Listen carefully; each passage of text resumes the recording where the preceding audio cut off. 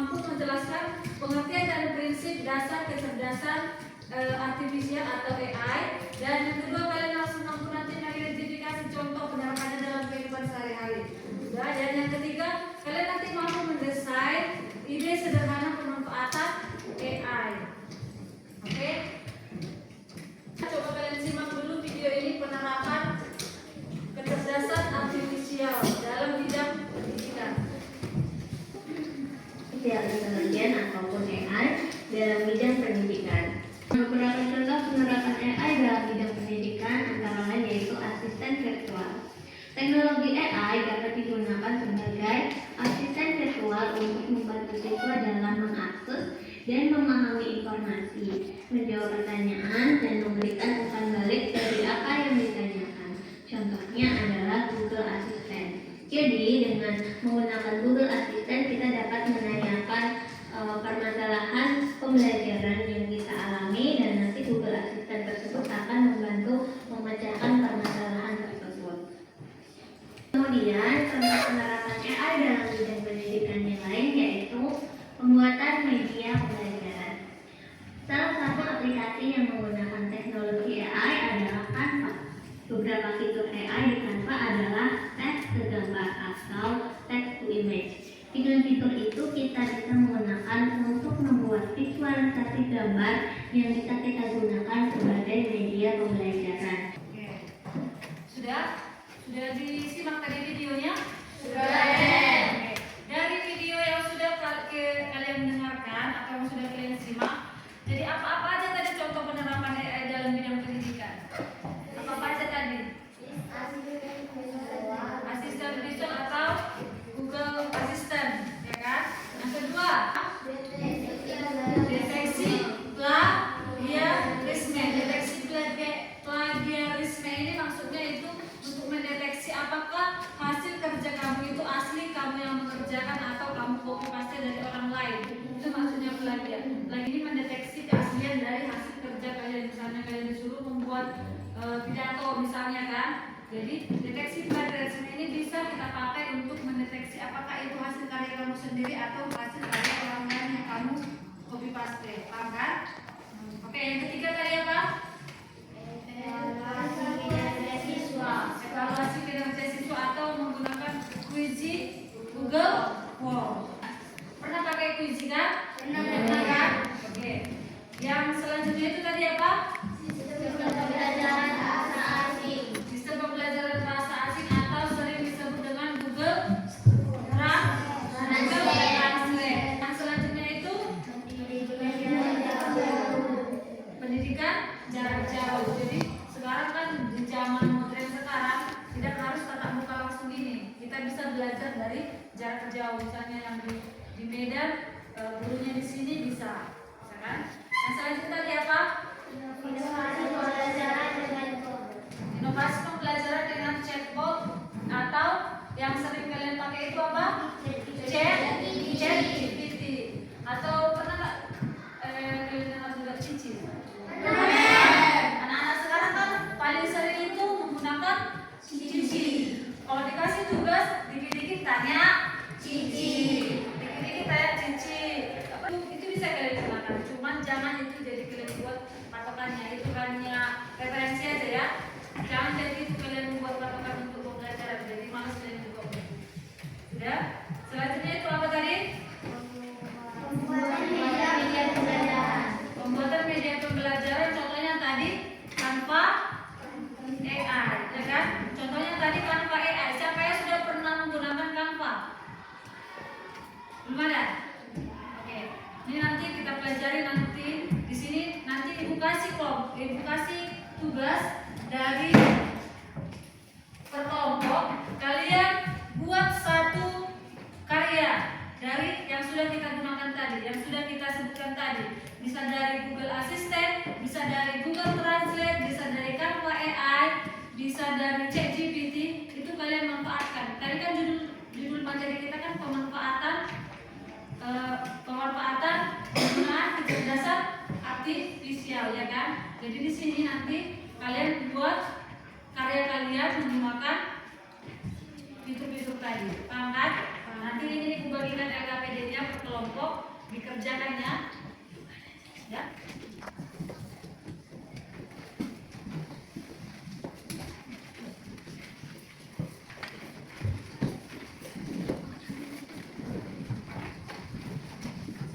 Ya, jadi di LKPD-nya nanti, jadi dibuat perintahnya nanti kalian buat satu karya dari penerapan ini. Ada yang dapat Google Assistant, ada yang dapat Canva AI, ada yang dapat Google Translate, ada yang dapat ChatGPT.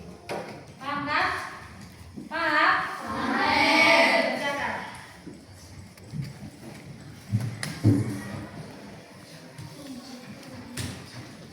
Ya. Paham caranya mengerjakan kan? Paham kan?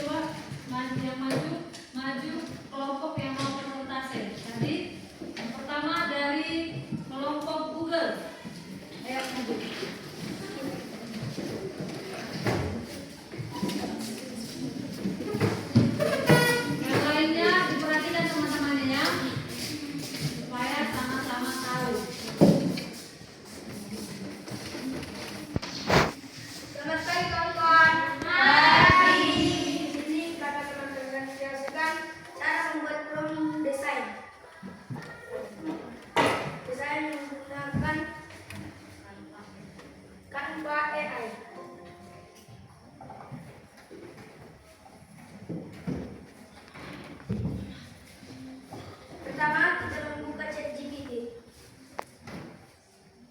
dan menuliskan prompt yang ingin kita buat.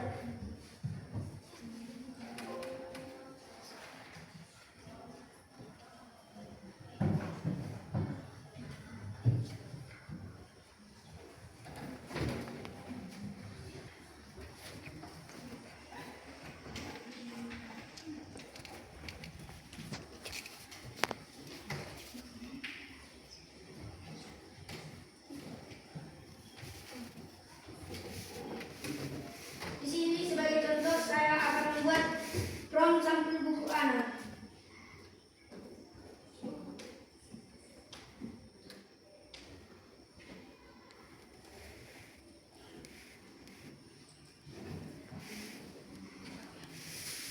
Ini nih teman-teman prompt cerita sampul cerita buku cerita anak.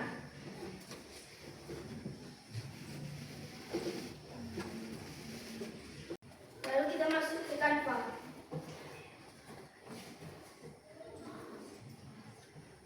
Lalu kita menempel desain sampul buku anak yang kita ambil tadi. Lalu kita akan memilih ciptaan gambar yang kita inginkan.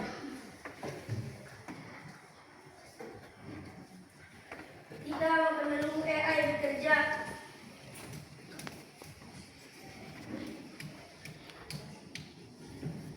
Lalu ini hasilnya teman-teman.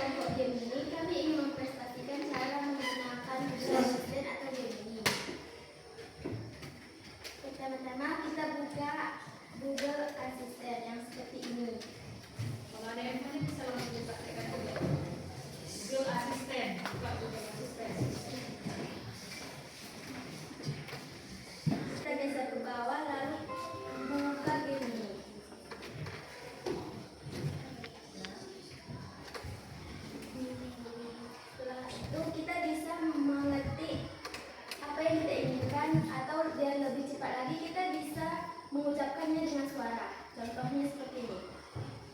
Hai Google, tolong putar lagu Tabola Bale.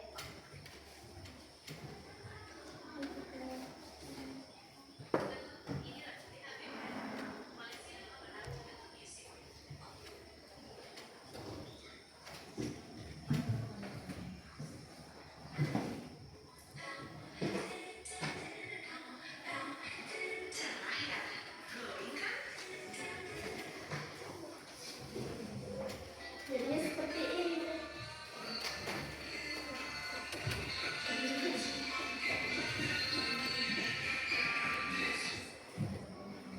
Kita juga bisa mencari tentang pelajaran. Halo Google, tolong putar video pelajaran ini. Halo Google, tolong putar video pelajaran tentang tadi.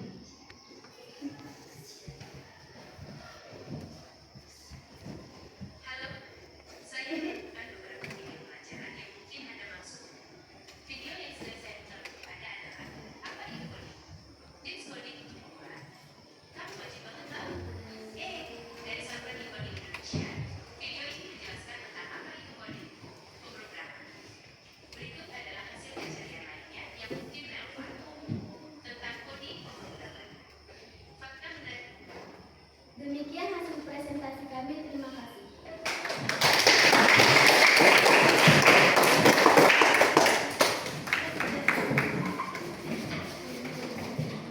Oke. Sudah didengarkan tadi hasil presentasi dari teman-temannya kan? Sudah.